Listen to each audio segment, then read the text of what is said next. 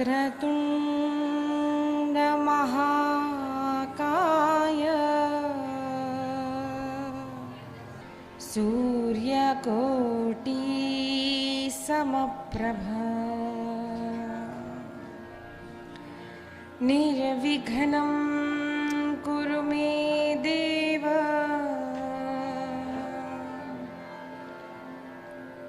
सर्वकार्येषु सर्वदा। मातृदेवो भव पितृदेवो भव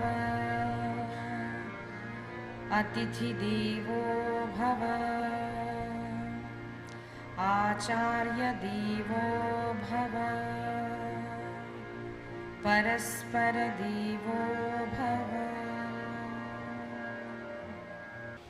परात्पर परब्रह्म परमेश्वर जगदीश्वर जगन्नाथ परम कृपालु दयालु भक्त वत्सल करुणा वत्सल मेरा कृष्ण, इनकी कृपा से अत्यंत दुर्लभ सत्संग श्रीमद् भागवत रूप से हमको प्राप्त हुआ है। भागवत का महात्म्य प्रथम स्कंद में कपिल गीता, द्वितीय स्कंद में चतुश्लोकी भागवत, कर्दम देवहूति का संवाद कपिल गीता तृतीय स्कंद में, चतुर्थ स्कंदों का 4 प्रकरण, पंचम स्कंद में भरत की कथा, षष्ठम स्कंद में नामाभास की नाम की महिमा, सप्तम स्कंद में प्रहलाद चरित्र, अष्टम स्कंद में गजावतार, समुद्र मंथन के अनेक अवतार, वामन की कथा मत्स्यावतार, नवम स्कंद में सूर्य वंश और चंद्रवंश, चंद्रवंश में भगवान श्री कृष्ण का प्राकट्य और वसुदेव जी का छोटे से कन्हैया का गोकुल ले जाना, वहां पर जो यशोदा मैया को कन्या प्राप्त हुई थी उसे लेकर मथुरा आना और नंदोत्सव हमने कल तक श्रवण किया है। नंदस्त्वात्मज उत्पन्ने जाताल्हादो महामनाः आहूय विप्रान् वेदज्ञान् स्नातः सुचिरलङ्कृतः वाचयित्वा स्वस्त्ययनं जातकर्मात्मजस्य वै कारयामास विधिवत् पितृदेवार्चनं तथा। शुकाचार्य वर्णन करते हैं, राजन, वसुदेव और देवकी के कारागृह में साक्षात चतुर्भुज नारायण भगवान प्रकट हुए और वसुदेव जी से कहा, बाबा जब मैं बाल रूप में प्रकट होऊंगा तब मुझे आप नंद भवन ले जाइए। नंद बाबा के पास जो कन्या है उसे ले आइए।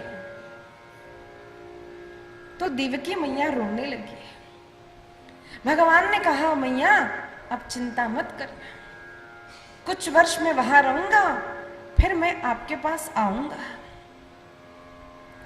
जब यह बात सुनी तो वसुदेव देवकी को आनंद हुआ। 6 पुत्रों को मारा गया। 7वां पुत्र जो संकर्षण से भगवान ने रोहिणी के गर्भ में स्थापित किया था, लेकिन देवकी माता को पता नहीं था। अब 7 पुत्र नहीं रहे, 8वां भी चला जाएगा। माता पिता को अत्यंत दुख हुआ था। जब भगवान का आश्वासन सुना तब वसुदेव जी ने छोटे से कन्हैया को गोकुल पहुंचा दिया। गोकुल में क्या हुआ? नंदस्त्वात्मज उत्पन्ने, नंद का आत्मज नंद को प्राप्त हुआ है। पुत्र को आत्मज कहा जाता है। छोटा सा पुत्र अत्यंत सुंदर है, नीलमणि समान है। सभी रात में सोए हुए थे। प्रातः काल हुआ और नंद बाबा की बहन वहां पर आई और सुनंदा जी ने देखा कि यशोदा माता के अंक में एक छोटा सा नीलमणि अत्यंत सुंदर बालक प्राप्त हुआ है। और इतना आनंद हुआ कि दौड़ दौड़ कर जाकर कहने लगी, बाबा बाबा बधाई हो, आपको पुत्र की प्राप्ति हुई है। नंद बाबा को आनंद हुआ। सारे गोपों ने सुना। यह वार्ता गोपियों तक पहुंची। अनेक गोप आए नंद बाबा को आज कहा, बाबा आप कभी श्रृंगार करते नहीं हो, आज हम आपकी बात नहीं मानेंगे। बाबा आज आपको श्रृंगार करना ही पड़ेगा। और नंद बाबा ने स्नान किया, सुंदर श्रृंगार किया है, अनेकों विप्रों को बुलाया, बहुत सारा गोधन नंद बाबा ने दान में दिया है। वस्त्र है, अलंकार है, मोती है, सुवर्ण है, रत्न है, खूब खूब दान नंद बाबा ने दिया। और सारे गोपों को आनंद हुआ। यहां गोपियों की अवस्था क्या थी? सारी गोपियां अपने अपने घर में सज धज रही थी कि अरे हम कन्हैया के दर्शन करने जाएंगी तो ऐसे नहीं जाएंगे, हम सभी सुंदर श्रृंगार करके जाएंगे।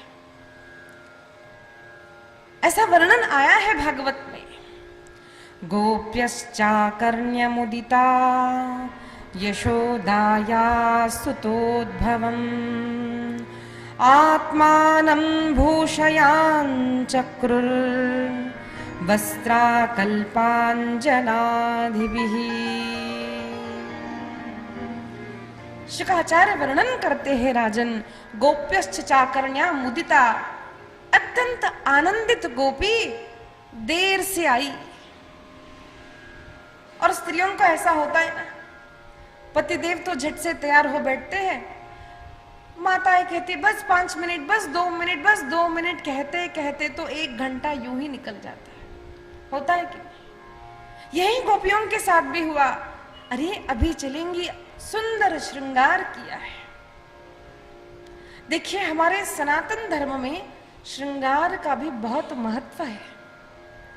हमारे यहाँ कन्या हो, विवाहिता माता हो, वृद्धा, सभी हमारे पास बड़ा तिलक लगाकर, सुंदर फूलों का अलंकार धारण करके, हाथ में चूड़ियां, पैरों में पैंजन, करधनी, गले में अनेक प्रकार की मालाएं, ये सब हमारे सनातन धर्म के संस्कार है।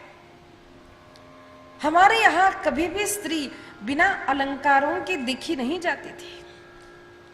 इसीलिए आप देखिए, पारंपरिक दागिने म्हटलं ना, आपल्या महाराष्ट्राचेच पहा, गजरा हार किती किती आहेत, मंगलसूत्र आहे, तोड़े, इतने आप हर प्रांत में देखिए। किसी भी प्रांत में जाइए, अपने अपने पारंपरिक अनेक प्रकार के अलंकार, हमें शास्त्रों में भी इसका वर्णन आता है। अनेक देवियां, क्यों? हमारे यहाँ माता को लक्ष्मी का स्वरूप माना है, इसीलिए अलंकार करना वर्ज्य नहीं है। अब तो घर घर में माताएं नाइटी पहनकर देखी जाती है, जैसे कि कोई घर में चल बसाओ, तिलक नहीं है, बस ऐसे बाल कुछ बांध दिए, 9-10 बजे उठी है और खाना बना रही है बिना नहाए। ये देखा जब पहले ऐसे था कि हर घर की माता को देखते ही मन प्रसन्न। आज भी ऐसी माताएं हैं जिन्हें देखकर मन प्रसन्न होता है। बड़ा बड़ा तिलक लगाती है, अनेक प्रकार के रोज अलंकार धारण करती है। आपल्याकडे रोज गजरा लावण्याची पद्धत आहे। विवाहित स्त्री असेल तर रोज आपल्या केशांमध्ये काहीतरी पुष्प असावं, हे सगळं सौभाग्याचे चिन्ह आहे। ये सभी सौभाग्य के चिन्ह हैं। अब तो कई सारी माताएं मंगलसूत्र भी नहीं पहनती। अब समझ में नहीं आता विवाहिता है अथवा अभी कुमारी है, तो पूछने पर कहती है दीदी हमको हमारे पति ने परमिशन दे दी, तो आप क्यों हमको फोर्स करती है? अच्छा पहनते क्यों नहीं? कोई कहती है कि हमको चोरी का डर लगता है, कोई कहते ऑफिस में कोई पहनता नहीं तो हम भी पहनते नहीं। न तिलक है, न अलंकार है, न चूड़ियां है, तो हमें बताइए सौभाग्य के चिन्ह नहीं तो हम सौभाग्यवती हुई कैसे? सौभाग्यवती लिखी हुई शॉल पहन ली अथवा ब्लाउज पहन तो हम सौभाग्यवती हो गई क्या? ये सभी सौभाग्य के चिन्ह जो स्त्री धारण करती है उसके पति का आयुष्य बढ़ता है। ये शास्त्रों में वर्णन आया है। नित्य हाथों में चूड़ियां हो, माथे पर तिलक हो, कुमकुम हो, सिंदूर हो। अब तो सिंदूर दिखता ही नहीं, बस कभी कभी शादियों में लगा भी लेते तो बस यहां माथे पर सिंदूर नहीं होता, बालों में सिंदूर होता है। सिंदूर के अलग साइंटिफिक रीजंस भी है, हम वो नहीं देखेंगे। आप देखिए हर बात को साइंटिफिकल ही प्रूफ करे तभी हम करेंगे, ये ठीक नहीं है। हमें अपने शास्त्रों पर, हमें अपने वेदों के कहे हुए वचनों पर विश्वास होना चाहिए। अब करे ना करे ये वेदों ने हमको स्वतंत्रता दी है। एक बात हमारे धर्म में है कि जीव स्वतंत्र है। आपको सत्य बोलना है बोलो, नहीं बोलना है मत बोलो। भगवान के दो स्वरूप है, एक सगुण और एक निर्गुण स्वरूप है। तो सगुण स्वरूप की हम पूजा करते हैं, भक्ति करते, एक भाग। निर्गुण स्वरूप परमात्मा कहाँ रहता है? मंदिर में नहीं रहता निर्गुण, हर एक के हृदय में रहता है। वो शक्ति रूप में हमको शक्ति प्रदान करता है। अब ये हमारी मर्जी है, हम उस शक्ति को माने अथवा समझे कि भाई ये मेरी शक्ति है। हर मनुष्य अपने जीवन को चयन कर सकता है कि मैं अच्छे मार्ग पर जाऊंगा अथवा बुरे मार्ग पर जाऊंगा। लेकिन वेदों में एक स्पष्ट है, अच्छे मार्ग पर जाओगे तो पक्का कल्याण ही होगा। अब भगवान के सगुण स्वरूप को मानो न मानो वो अलग बात है, लेकिन धर्म का पालन जो करता है, जो अच्छाई का बर्ताव करता है, उसका कल्याण होकर ही रहेगा। यह वेदों ने प्रतिपादन किया है। जो बुरा काम करेगा उसको बुरा फल मिलेगा। क्या है, हम लोगों को लगता है कि भाई भगवान ने हमारे साथ बुरा किया, but Lord has nothing to do with us. भगवान को कुछ लेना देना नहीं है हमसे। अच्छा करोगे अच्छा फल पाओगे, बुरा करोगे बुरा फल पाओगे। अच्छा लिखा एग्जाम में अच्छे मार्क मिले, नहीं लिखा तो टीचर मार्क कहां से देगी? तो बस ये निर्गुण की शक्ति है। तो हम स्वतंत्र हैं।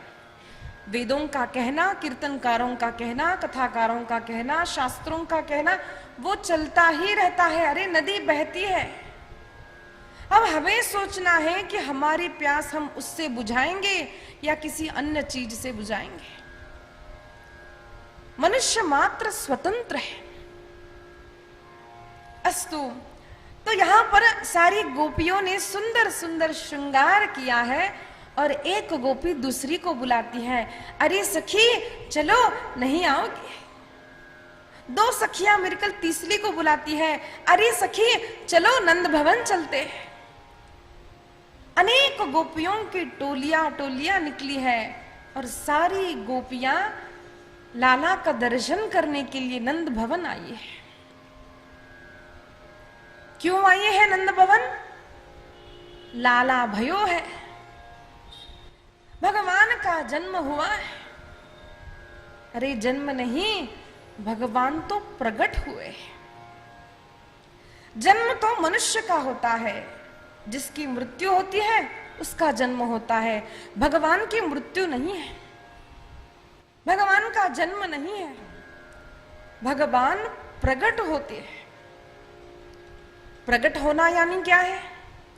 जहां नहीं है वहां आना, ऐसा नहीं है। अरे भगवान तो सर्वत्र है। हरि व्यापक सर्वत्र समाना, प्रेम ते प्रकट होई में जाना। भगवान कहते हैं अरे मैं तो सर्वत्र हूं। जिस प्रकार से दूध में मलाई, माखन, माखन कण कण में होता है, लेकिन बताइए क्या दूध में माखन दिखता है हमको? नहीं दिखता। अगर किसी बच्चे को कहा बेटा दूध में माखन है, तो वो पूछेगा माँ माखन तो दिखता नहीं, आप तो झूठ बोल रहे हो। तो क्या हम झूठ बोल रहे हैं? नहीं। तब माँ बताती है बेटा उस दूध का दही बनता है, दही का छाछ बनाया जाता है, और उसको जब बिलोया जाता है, उसका जब बार बार मंथन किया जाता है, तब उसमें से जो माखन है पहले से वह प्रकट होता है। नहीं है कहीं से आया, ऐसा नहीं है। इसी प्रकार से संसार के चर अचर में भगवान स्थित है। सर्वत्र भगवान समान है। बस जिस भक्त के हृदय में प्रेम प्रकट हो गया, प्रेम से बार बार जब उस प्रभु को बुलाया जाने लगा, प्रेम ते प्रकट होई मैं जाना, तब वहां पर भगवान एक विशिष्ट रूप में प्रकट होते हैं। तो यहां पर भी भगवान का जन्म नहीं है। भय प्रगट कृपाला दीन दयाला कौशल्या हितकारी। साक्षात भगवान छोटे से लाला के रूप में प्रकट हुए हैं। सारी गोपियां आती है, सारी गोपियों ने देखा कि गोरी गोरी यशोदा मैया के अंक में सावला सावला लाला है। सारी गोपियां रिक्त हस्त नहीं आई थी, कुछ न कुछ कन्हैया के लिए लेकर आई थी। हाथ में रखा है और सब एकटक कन्हैया को देखती है। कन्हैया के नेत्र कैसे है, कन्हैया के हाथ कैसे है, और बस भूल जाती है कि हाथ में कुछ रखा है। अपने आप वस्तु गिर जाती है, समझ नहीं आता। एक सखी कहती है अरे सखी देख, ऐसा लगता है जैसे गोरी गोरी यमुना में नील कमल प्रकट हुआ हो, वैसे गोरी गोरी यशोदा मैया के अंक में नील मणि समान छोटा सा लाला है। एक कहती है अरे एक कमल नहीं, कमल के ऊपर कमल, कमल के ऊपर कमल। अरे देख उसके नेत्र कमल, देख उसके कर कमल, देख उसके चरण कमल, अरे देख उसका मुख कमल कितना सुंदर है। एक ने कहा सखी अरे इसने तो देखते ही मेरे मन को मोह लिया। और सारी गोपियां एकटक देखती रह गई। पता ही नहीं चला कि हाथ से कब वस्तुएं गिर गई। तब मां बुलाती है अरे खड़ी क्यों हो, आओ। तब एक गोपी ने जैसे ही कन्हैया को अंक में लिया, उसे समाधि लग गई। कन्हैया के स्पर्श से समाधि लग गई। तब दूसरी कहती है अरे मुझे तो दे, सभी मेरे मुझे दो कहती है। तब मां कहती है अरे संभाल के, लाला बहुत छोटा है अभी। अरे सखियों ये सब तो आपके कृपा से ही तो हुआ है।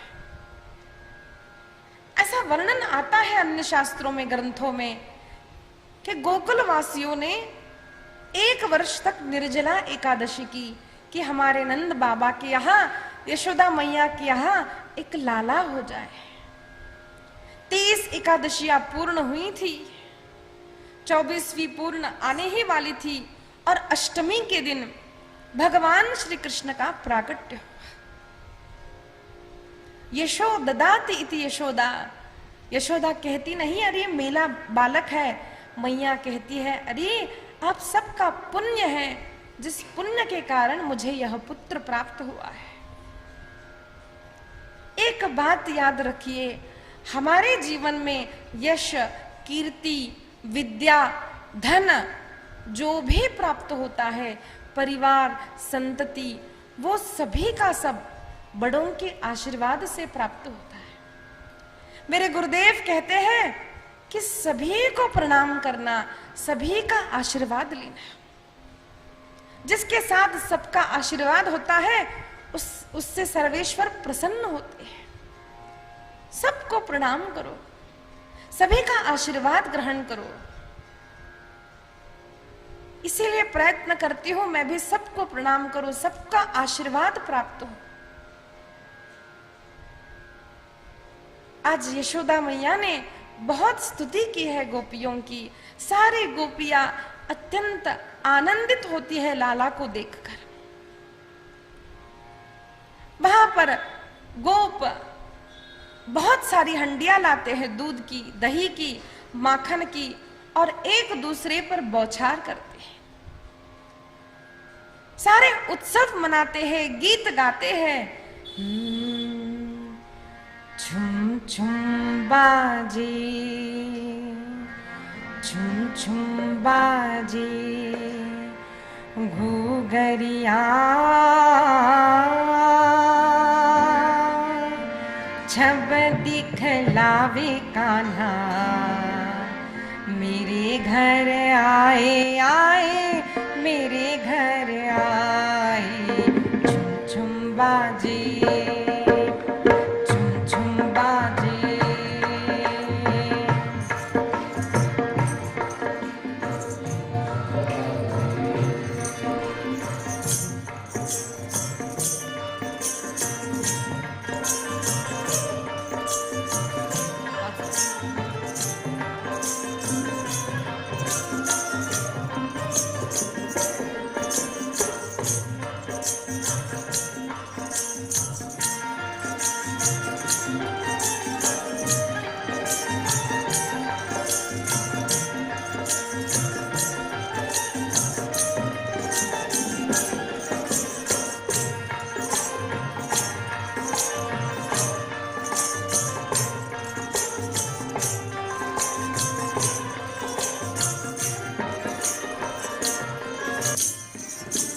रैन अंधेरी चंद्र स्वरूपी आ गए, आ गए। रैन अंधेरी चंद्र स्वरूपी आ गए, आ गए। मात यशोदा और सखियन को भाग गए, भाग गए। मात यशोदा और सखियन को भाग गए, भाग गए। रैन अंधेरी चंद्र स्वरूपी आ गए, आ गए।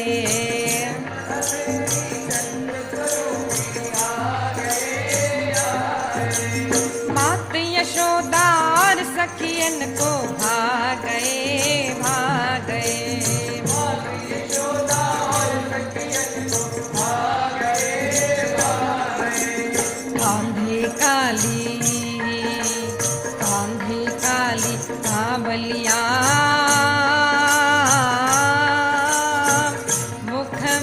खावे कान्हा, मेरे घर आए आए, मेरे घर आए। छुम छुम बाजे,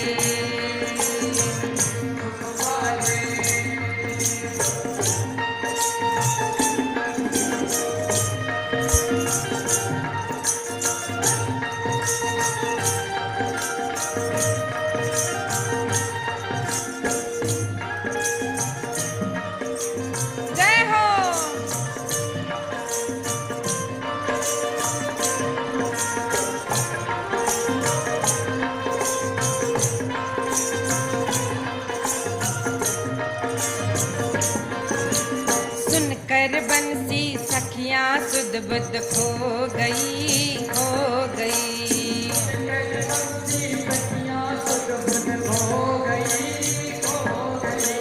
दर्शन करके मैं तो पावन हो गई, हो गई।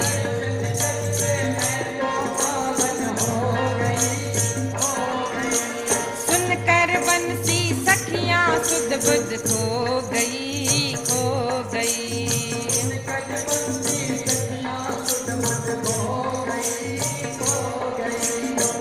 दर्शन करके मैं तो पावन हो गई, हो गई।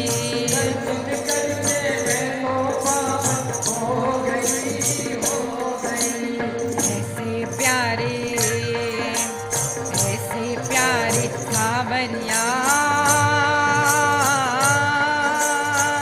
भाग्य जगाते आए, मेरे घर आए, आए मेरे घर आए। झुम बाजे, झुम बाजे। जय हो।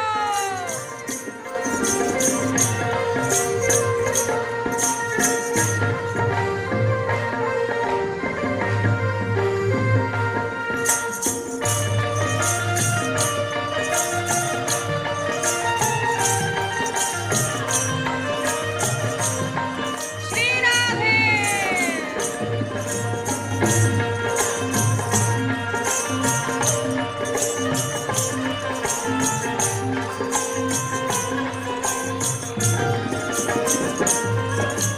भादो बदिया ठमकी रैन सुहावनी, सुहावनी, सुहावनी। आनंद मंगल गावे सब गज गामिनी, गामिनी।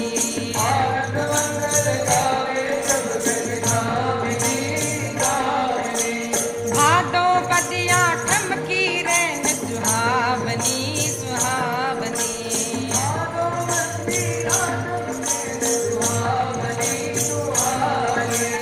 आनंद मंगल गावे सब गज गामिनी, गामिनी।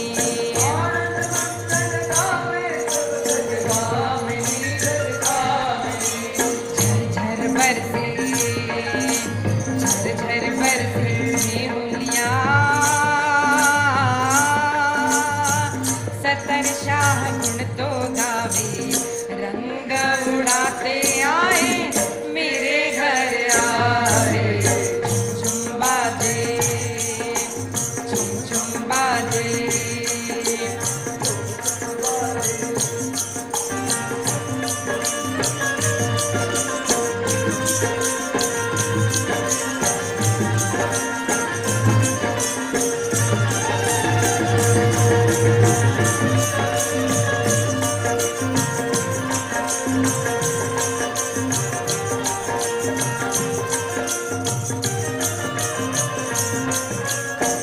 झुम बाजे, झुम झुम बाजे,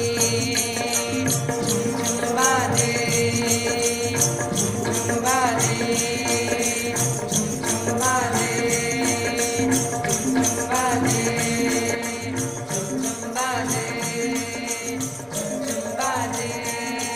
कृष्ण कन्हैया लाल की, यशोदा मैया की, गोप गोपीन की, नंद बाबा जू की।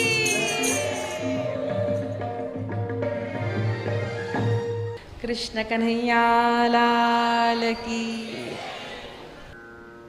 शुकाचार्य महाराज वर्णन करते हैं राजन, सारे गोप गोपियां एकत्रित हुई, बहुत सारा दूध, बहुत सारा दही, माखन सब कुछ लाए हैं और एक दूसरे पर डाल डाल कर, लगा लगा कर दूध दही की होली खेलते जा रहे हैं।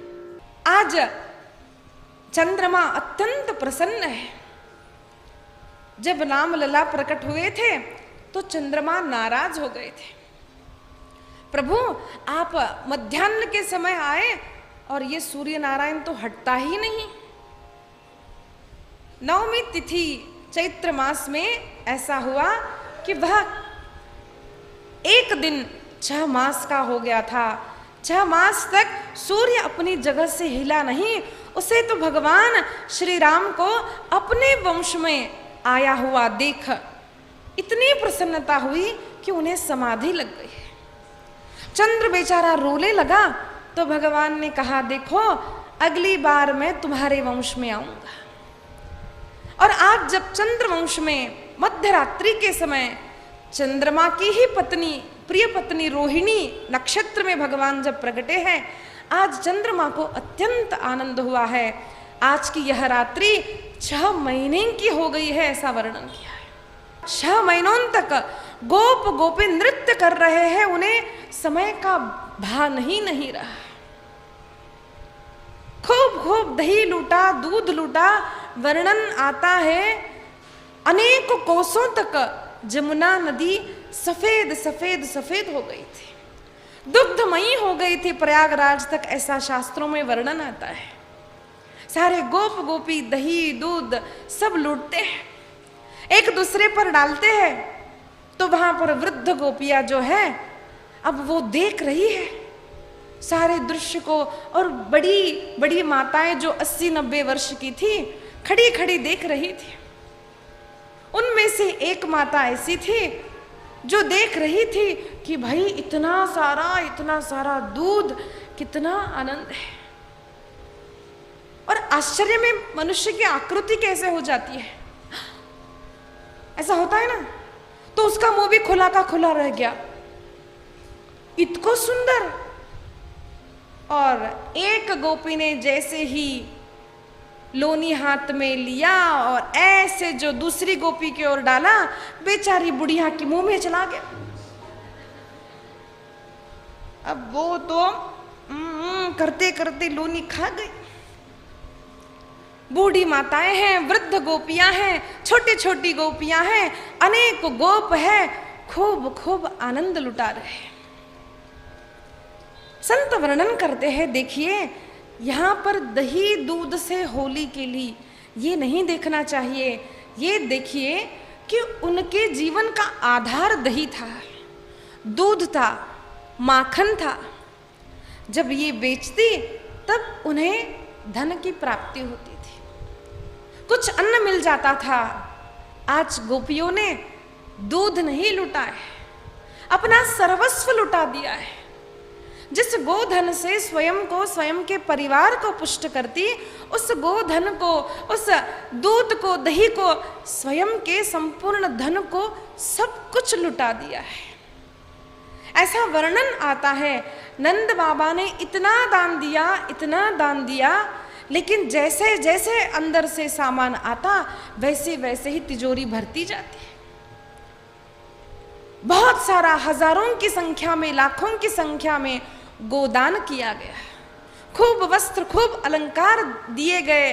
लेकिन वहां पर क्या हुआ, साक्षात लक्ष्मी माता वहां पर वास करने लगी। रमा क्रीडम भूनृप वर्णन करते हैं, जहां पर कृष्ण की पूजा हो, जहां पर भगवान श्री नारायण की पूजा हो, वहां पर बिना बुलाए लक्ष्मी जी आती है। केवल लक्ष्मी जी की पूजा करे तो वो आए ना आए वो अलग बात है, लेकिन जहां नारायण की पूजा है वहां न बुलाने पर भी लक्ष्मी जी आती है, ऐसा वर्णन है। इसीलिए जहां भागवत की कथा होती है, संतों की सेवा होती है, जहां कृष्ण की पूजा, कृष्ण की कथा, कृष्ण नाम संकीर्तन होता है, ऐसे अनेक संतों को अनुभव है कि जहां जहां पर कन्हैया का पूजन हुआ वहां पर बिना मांगे ही धन प्राप्त हो गया। एक बार की कथा है, 2-3 संत वृंदावन के कभी वृंदावन छोड़कर नहीं जाते थे। एक बार उन्हें हुआ कि सभी द्वारिकाधीश के रूप का बहुत वर्णन करते हैं।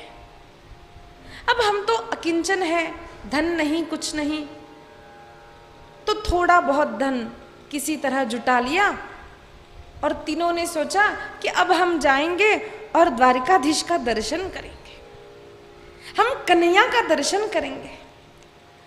मन में भाव प्रसाद प्राप्ति का नहीं था, मन में भाव तीर्थ यात्रा यानी घूमने का नहीं था, मन में भाव कृष्ण के दर्शन का था।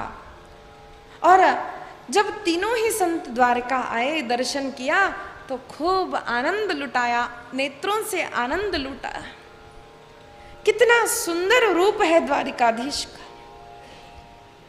अब पुराने जमाने की बात थी, ऐसे अब की तरह ट्रेन नहीं थी, प्लेन नहीं था, चलते चलते आए थे।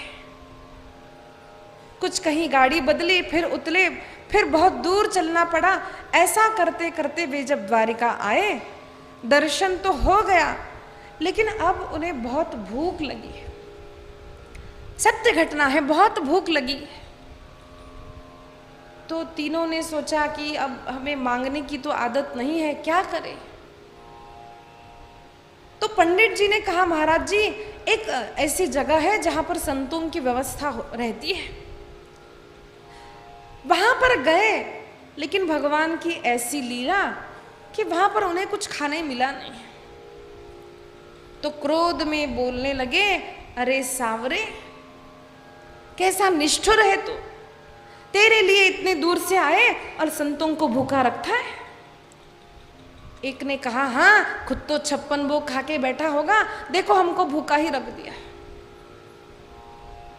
देखिए, हमको भगवान को ऐसी बातें बोलने का अधिकार नहीं, क्योंकि हमारा प्रेम नहीं है। जिनका संपूर्ण जीवन खाना पीना सोना शरीर धन सब जो भगवान के लिए है, उनका भगवान से संबंध अलग होता है। अब प्रेम में हम अपनी माँ को कुछ बोल सकते हैं, अपने पुत्र को बोल सकते हैं। जरा बाहर किसी लड़के को बोलकर देखो, वो बोलेगा, भाई क्या क्या बात कर रहे हो आप। तो ये बाहर का नहीं था, ये उनका कन्हैया था। तो बोल गए क्रोध में, अरे कन्हैया कन्हैया करते हैं, तेरे लिए आए, हमें भूखा रखेगा। फिर सोचने लगे, कन्हैया ये तेरी क्या लीला है। तब एकाएक तीनों ने देखा, एक छोटा सा 8-9 वर्ष का बालक उनके पास दौड़ते दौड़ते आया, ढेर सारा 56 भोग का प्रसाद ले आया और एक लिफाफा दिया और प्रणाम करके कहा, महाराज जी हमें गोविंद सेठ ने भेजा है। रख दिया। जैसे ही प्रसादी को देखने लगे और ऊपर देखा तो कोई नहीं है। तो देखा तो एक पदार्थ नहीं, 2 नहीं, 56 भोग उनके सामने इतने थे कि खाने के बाद सारे गोकुल में वृंदावन को बांट सकते थे। बहुत सारा प्रसाद उनको मिल गया। और देखा तो लिफाफे में उतने ही पैसे थे जितने पैसे उन्हें वापस वृंदावन जाने के लिए लगे। और आंख में अश्रु आए, कन्हैया तुम जानते हो हम अधिक धन संग्रह नहीं करते और कम भी नहीं दिया। हम ठीक से वृंदावन पहुंचे, हमारी व्यवस्था कर दी, हमारा पेट भी भर जाए और सबको प्रसाद भी मिले, इतना तूने दिया कन्हैया, लेकिन एक बार भी बोला नहीं है। मनुष्य का स्वभाव है, 1 रुपए देता है, 10 रुपए देता है, बार बार बोलता है। वैसे कहने वाले कहते हैं, नहीं हम तो सेवा करते हैं, हम तो सेवा करते हैं, लेकिन हमने इतने दिए। भगवान तो हमको शरीर देते हैं, संपत्ति देते हैं, धन परिवार देते हैं, बुद्धि देते हैं, यश देते हैं, एक बार बोलते नहीं कि मैंने तुझे ये दिया। आज आंख में अश्रु आए तीनों संतों के। ये अनेक संतों का अनुभव है। जिसने कृष्ण की भक्ति की, जिसने कृष्ण कथा की, जिसने भगवान के लिए अपना जीवन न्यौछावर कर दिया, उसे कभी भी धन की कमी नहीं हुई। ऐसे अनेक प्रसंग है। ये सब कुछ मैं केवल श्रद्धा से सुनती थी। जब मैंने श्रीमद् भागवत का अभ्यास किया तो अनेक बातें मैंने ये संतों से सुनी, सत्संग करते हुए सुनी, अनुभव नहीं था। 2 बार मैंने अपनी कथा में अनुभव किया कि एक बार महाराष्ट्र के परली वैद्यनाथ में मेरी कथा थी। वो कथा भी कैसे तय हुई देखिए। मेरी पाथरुड में कथा थी महाराष्ट्र में, तो वहाँ से जब मैं लौट आ रही थी ट्रेन के लिए, तो एक ड्राइवर काका ने हमको छोड़ा।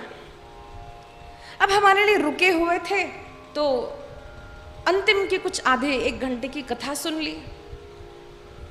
अब कथा पूरी हो गई, हम लोग सब सामान पैक करके बैठ गए गाड़ी में।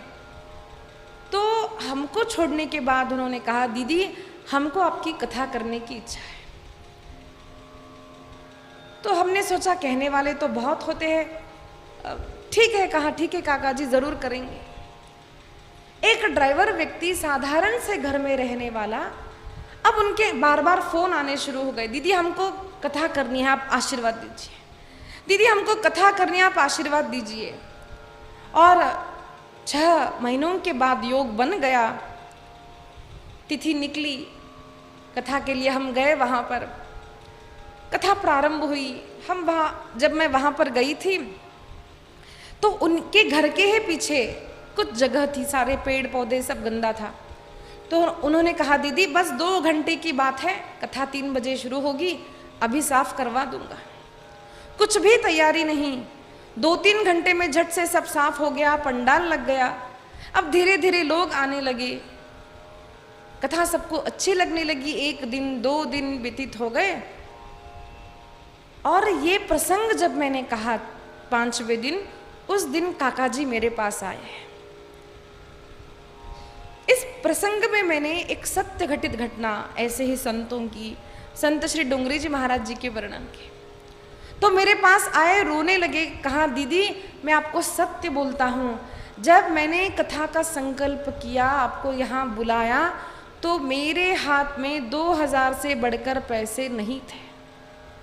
रोते हुए मुझे बोलने लगे मेरे पास पैसे नहीं थे। फिर दीदी 2 दिन 3 दिन हुए, 24,000 मुश्किल से आए। अब मैंने तो पत्रिका में छाप दिया था कि समाप्ति में सबका भोजन होगा। दीदी क्या होगा पता नहीं, लेकिन मुझे विश्वास है जैसे आज आपने कहा सब ठीक हो जाएगा, मुझे विश्वास है दीदी। और विश्वास जताकर चले गए। मैंने भगवान से प्रार्थना की और सत्य कहती हूँ, अंतिम दिन उन्होंने सोचा था जितने लोगों को खिलाना उससे अधिक लोगों को खिलाकर इतने लड्डू बच गए, फिर से उन्होंने सारे गांव में बांट दिए। मैंने देखी है ये स्थिति, मैंने खुद अनुभव की है। तब मुझे अनुभव आया, कन्हैया ये मुझे अनुभव दिलाने के लिए, अपने भक्तों को अनुभव दिलाने के लिए कि शास्त्रों के वचन गलत नहीं होते। और एक जगह भी ऐसा ही हुआ, रविवार का दिन था, महाराष्ट्र की ही घटना है। अब सिलेंडर कम पड़ गए, 5000 लोगों का वहां पर भोजन होता था, पट्टी वडगांव की कथा है। तो सिलेंडर कम पड़ गया और भोजन के लिए कुछ वस्तुएं कम पड़ गई। तो मेरे माँ के मामा जी ने ये कथा कराई थी उनके गांव में। तो उन्होंने मुझसे कहा बेटा पता नहीं क्या होगा, आज तो ऐसी ऐसी व्यवस्था हो गई। तो मैंने कहा, वो पूर्व का अनुभव था, मैंने कहा नाना जी आप चिंता मत कीजिए, भगवान है ना सब ठीक करेंगे। भगवान से प्रार्थना की, प्रभु मेरा विश्वास कभी गलत मत होने देना। और मैंने देखा कि नाना जी ने बाद में आकर कहा, बेटा तूने जैसे कहा था वैसे हो गया, जो कम पड़ा था वो अपने आप कहाँ से आया पता नहीं, नहीं तो संडे के दिन, रविवार के दिन यहाँ पर सिलेंडर मिलना बहुत मुश्किल है। लेकिन 5000 लोगों का भोजन बनाना था उस दिन, व्यवस्था हो गई। कैसे हुई? रमा क्रीडम अभून द्रुप। इसीलिए ऐसा कभी मत सोचना हम धन खर्च कर रहे हैं, हम 10 खर्च करते हैं, हमारी तिजोरी में भगवान 20 डाल रहे हैं, याद रखना। इसलिए डरना नहीं, भगवान की शरण ग्रहण करके भगवान के लिए खूब लुटाओ। आप देखो होने के बाद यश भी मिलता है और उतनी ही धन और संपत्ति भी मिलती है, क्योंकि संत कहते हैं रमा क्रीडम अभून्द्रुप। जितना जितना नंद बाबा यशोदा मैया लुटाते गए, लहंगा फरिया दिया है, अनेक अलंकार दिए हैं, गोधन दिया है, और उतनी उतनी वृद्धि आज गोकुल में धन की हो गई है। नंद बाबा ने, गोप गोपियों ने सुंदर उत्सव मनाया है, उसे नंदोत्सव कहा गया है। शुकाचार्य वर्णन करते हैं, राजन गोकुल में तो आनंद है, लेकिन मथुरा में क्या हुआ? मथुरा में रात्रि का समय था और वसुदेव जी ने जैसे ही बालिका को लेकर पुनः कारागृह आए, अपने आप बेड़ियां लग गई, दरवाजे बंद हो गए। तब एकाएक कन्या ने आवाज की, ट्याऊ ट्याऊ, और कंस घबराया। अनेक सिपाही उठ गए, अरे हमें नींद कैसे लग गई है। सिपाही जाकर महाराज को बोलते हैं, महाराज महाराज लगता है 8वां आ गया। और कंस दौड़ता दौड़ता दौड़ता आया, कारागृह के दरवाजे खोल दिए और देखता है तो क्या, अरे 8वां यानी पुत्र नहीं है, ये तो कन्या है। लेकिन उसने सोचा, अरे इस आकाशवाणी का कोई विश्वास नहीं, और उस कन्या को उठाया। जैसे ही नीचे पटकने लगा, एकाएक जगदम्बा प्रकट हुई। जगदम्बा माता की, जगदम्बा माता की। उसने देखा आकाश में अष्टभुजा नारायणी प्रकट हो गई है, हास्य कर रही है, और कंस से कहती है, अरे मूर्ख, तेरी मृत्यु तो निश्चित है, 8वां कब की आ गया। तेरी मृत्यु निश्चित है, 8वां कब की आ गया। त्रिवार उच्चारण करके मां भवानी वहां से अंतर्धान हो गई है। जगदम्बा